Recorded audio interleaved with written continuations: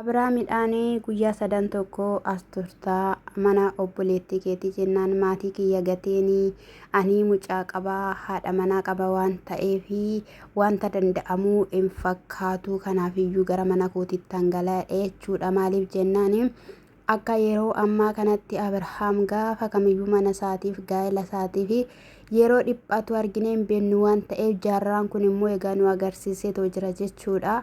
Ashamaa akkam jirtu hordoftoonni kiyyaa marti keessan siniin jechaa egaa daaniini akkuma Abrahaamidhaanii fuudhee deemee mana buziyyee geesseetoo jira jechuudha.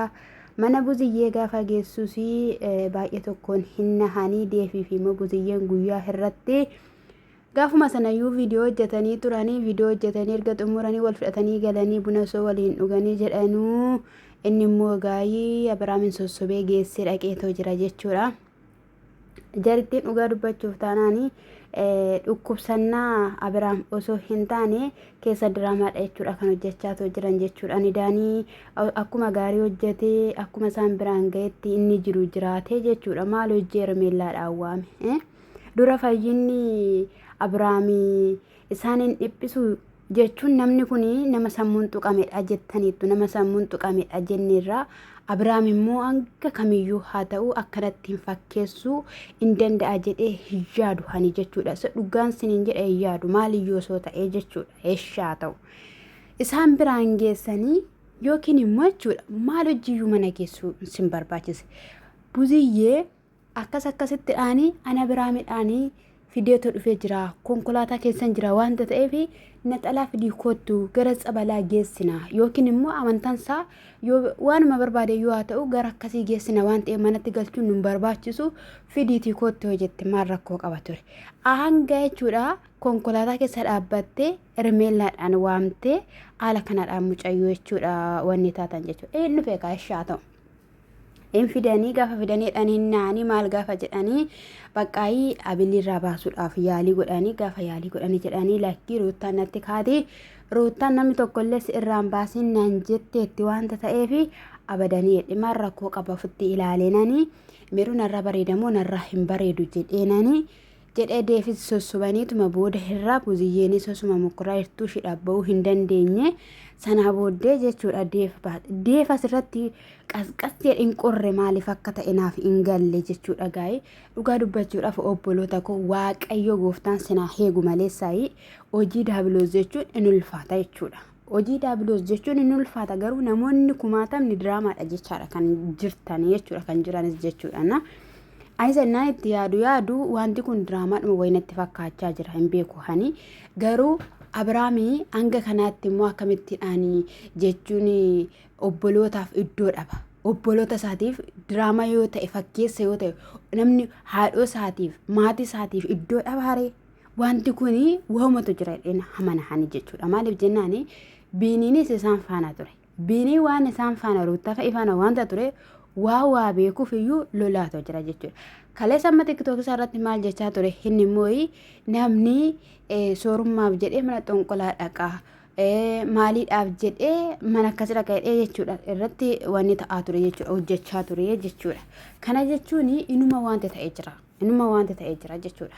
Isa dhugaan siniin jedhee anaanii fayyinni nama kana dhugaa dubbachuudhaaf na yaaddessa akka nama kamitti sammuunsaa gaafa nagaa ta'e nam barbaada namni gaafa mataa nama dhukkubeeyyuu amma makka nama wanni ta'u waan hin beekuuf nama dhiphisu waan hin beekuuf jechuudha. Na lafa lixaa akka nama dhabsiisu sirriitti nan beeka jechuudha.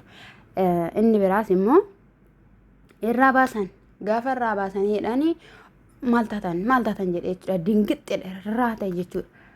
Intas gabbooftanii nama nagaa hin qabne nama harkaan taane keessa jirudha erga jettanii intas gabbooftanii intas gabbisiniif hin laatu. Ana dammoo jechuudha quccanii kaameraa isaanii ibsatanii jechuudha yeroo hundumaa akkana baanii oduu odeessu jechuudha. Eshime maaliif kaameraa fidanii dhufanii miti nuti iyyuu yaaddomnan dhiphanna jechuudha. Maaliif jennaan isaan hordofaa namoota turre wanta taaneef jechuudha. Garuu immoo jalqaba nagaa nama kanaati. Mee jechuudha dhala keessaa yookiin immoo obboleessa keessaa rakkoo tokko keessa jiru dhiphina tokko keessa jiru jechuudha. Boolla lixaa nama dhabsiisa lafa lixaa nama dhabsiisa dhugaan siniin jedhee jechuudha. Inde akkatti daaneen jechuudha dhugaan siniin jedhee diraamaa guddaa hojjechaa jira. Diraamaa guddaa hojjechaa jira bakka. Maaliif jennaani maa waame Hermeellaadhaan. Eeshummaa jenna. Irraa bahee tasgabbeessanii inni Ruuttaadha nan bilbilaaf jedha maalan ta'a jechaa ture jechuudha. Qonin bilbilaa fedhanii bilbila harkaa fuudhanii gaafa sana jechuudha. Buziyyeen qonan dubbisaaf jetteeni buziyyeen dubbisa jettee bilbila gaafa ishiin fuutee achi deemtu dhugaa rabbii annan kolfee jechuudha. Bilbili kaa ittaasayi ennaan jechuudha. Kolfina qabe achi booddee egaala sana keessatti uma rakkoon hin jiru hin dhufti mucaankis hin dhufaa maal rakkoo qabaa Ruuttan asitti dhufte si ilaalti Duliyyeenis asitti dhufee si ilaalaa uma tokko rakkoon tokko illee hin jiru jechuudha. Qoya biraami eessatti jechuudha Ruuttaadhaan qabattee lafa waamicha isa kamii deemtee iddoo kamitti Ruuttaa si faana argine beenna. Abiraamii bakka sigijjiitii wayii jiru yoo jiraatira ta'e hin deemaa adda duree isatu bu'aa jechuudha. Bareechaa miidiyaa wanta ta'eef jechuudha. Innaa edda Hermeellaa faana walitti dhufanii Hermeellaa waamicha batalaayee keessattuu edda qalabatii godhee waamicha lama fuudhee deemeera. Mucaa wayis waan ta'e eebbisiifatee fuudhee deeme. Gaafa immoo Tsiggeen immoo appi paresteeshiitis fudhatee deemee akkasittidhaan qoyyuu hin dabbaramteyyuu jedhee osoo namoota iyyuu dudubbisaa jiru dhaqeeshitti haasaa akka ture fataa akka wajjin hin jechaa tura hin beekne. Ruutta faana garuu kana dabarsee hin beeku. Amma garuu Ruutiyyee gaaddisa koo gaachana koo kaleessa kana wajjin hin dabarsitee haadha mucaa kootii wajjin hin jiraadha sin fedhu. Irra caala immoo Hermeellaarraan siqe. Otoo iddoo sana hin gahin qo'aa kamaaloo. Iddootti Hermeellaan jechuudha qodaa kiyya narraa quncifte tokko jira. Naasuu guddina bakka ishii lafa lixuu wallaal ija koon qabadhe dhugaa rabbiin siniin jedha hordoftoota. Sababni isaayyuu namni kuni rakkoo keessa seenee jira. Rakkicha sana keessaa yoom ba'a kamittiin ba'a jedhamuu qaba malee didijjiteetu dhuftee jechuudha. Gixxim goote qabdee abiriyyee maalii jettee jechuudha dhungoodhaan ofitti qabdee fi qiryenee maalii ishee jechuu jalqabde jechuudha. Isa biraan iyyuu deef immoo jechuudha iddoo isheen amma taa'aa jirtu kana taa'ee jira. Gaduma jedhee hafeen siniin jedhame. Boru daaniin ati jedhaniin amma haadha isaa waame mitiiree diraamaa akkamii akka ta'e immoo sinitti hima. Isatu waamee isatu kootti jedhanii dhufe. Gaafa isheen dhuftu isheeniif waa'ee fayyina isaatii miti kan ibsite waa'ee jaalala isheetii ibsatte. Boru daaniin jechuudha ishii waameetu ati fayyina Abiraamiin barbaaddu lakka jaalala kee qofa ibsattaayi jedhaan in ergitu immoo jechuudha. In ergitu. Daanii jechuun nama salphaa miti in ergitu waan inni Hermeellaa godhu jechuudha. Achi booda bakka takka turtee isaan ofitti aammattee maal jettee baqqaayii akkasittiin qalabatiin haagotee akkasitti mee wajjin dabarsinee akkasumii akkas goone akkas. Namni sammuun keessan jirrame maal sii godhee maal godhee jaalala keessiif ibsa. Qooy ani shamarran jechuudha dhugaan siniin jedhan hundi keeyyuu jaalala keessa jirta. Warri kaan immoo gaa'ela keessa jirtu jechuudha. Mee abbaa manaa keessaniif jechuudha akkana taatanii beektuun siniin jedhame. Ani dhugaa dubbachuuf taana guyyaa tokko dhungadhe kan sin ajaa'ibu. Isayyuu kennaa waan ta'e naa bitameeti jechuudha.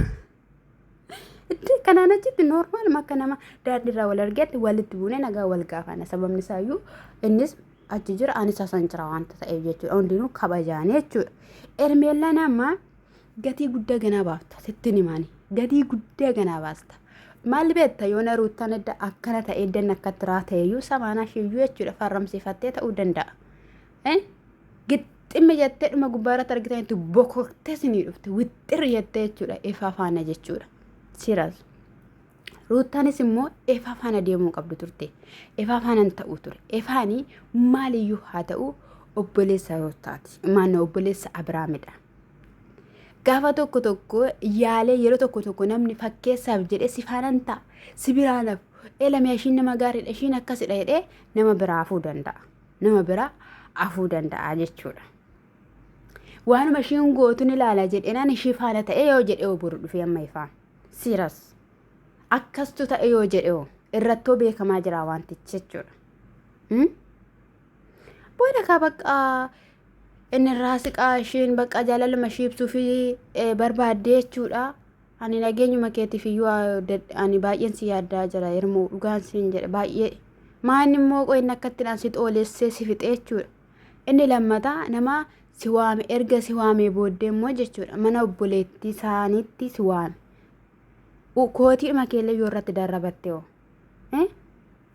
shamarran jechuudha keessattuu shamarran finfinnee kana keessa jirtanii ifama naa godhaate jechuudha naguman qabdan. Bakka eenyummaa qaama keessan agarsiifachuu akkasittidhaan dhiirri na jaalata jettanii yaaddoo ta'e dogoggortaniitu. Dhiirri gaafa kamiyyuu dubartii ogeettii hubattuu jabduu jaalata jechuudha. Malee kan simmeetii ishii qofa ooftee deemtu miti. Siiras of hin ilaaltu ati ji'a 10 mulumee situu waan ta'e godhaa situ sana godha situ kana godha hanga yoomitti kana gabbarta hanga yoomitti mee dhaabbattee of hin ilaaltu.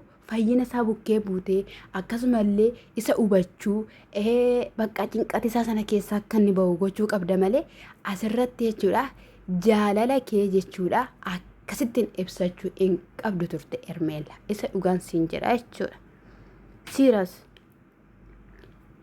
deef baay'ee tokko si tilmaame taa'ee baay'ee tokko si tilmaame. Innis booda bakka mana fincaanii immoo maaliin naqa jedhee gaafa inni ka'u itti maayyuu turan. Amma waa'ee akkasii miti kan kaafamu waan akkasii miti kan haasahamu waan ta'eefi amma sammuunsaa sirri miti wanta akkanaa hin haasahamu isa duubatti dhiisii ammuma tokkoyyuu jechuu hin danda'u jedhanii buziyyeenis innis gorsaadha jechuudha. Eeshimmoo akkana garagalanii immoo maal jedhanii bakka tsabalaa geessuu qabu malee bakka amantaa geessuu qabu malee viidiyoota darbe ilaalchisna agarsiisna guyyaa 3 keessatti obbeekadhaan. Maali viidiyoon keessanii hafuura qulqulluudhamu? Maali viidiyoon Hermeella fanan hojjete macaafa qulqulluudhamu? Siyas Rabasmaam Ruutan ganaa Hermeella irratti hojjetti. Hermeellaan haala kanaan immoo jechuudha nama dhaabbattu miti. Akeekkataa fi yaadan taan akka isheen ofitti hin fudhanneef anammayyuu ta'eera taanaan ishiif sodaachaan jira. Maal takka ta'e hin beekamu garuu Abrahaamin baay'ee jaalatteetti bakka ishiin jaalala malee ibsachuu malee waan tokkoyyuu hin beektu wajjiniin gallayetti waan ta'e wajjiniin baawuu jenna eessa geessita gixxim goota sakkatti qabdee jechuudha gallakkise siin jetti gaafa sana lafaan dhooftaa achi deebite immoo hospitaala kee galtaa jechuudha. Suuta'e isa dhugaan siin jedha suuta'e obboleettii koo dhiirri halagaadha. Dhugaan siin jedhe dhiirri halagaadha. Tich sin fedhe yoo sin jedhe wanta fiduu hin jiru. Baasi qalabati sin jedha bakka allaqe. Wanti uumamu hin jiru. Hin fedhu hin barbaadu yoo jedhe giddeetaan hin jiru sitti jammar jechuudha. Kanaafiyyuu ofii keetiif ta'e.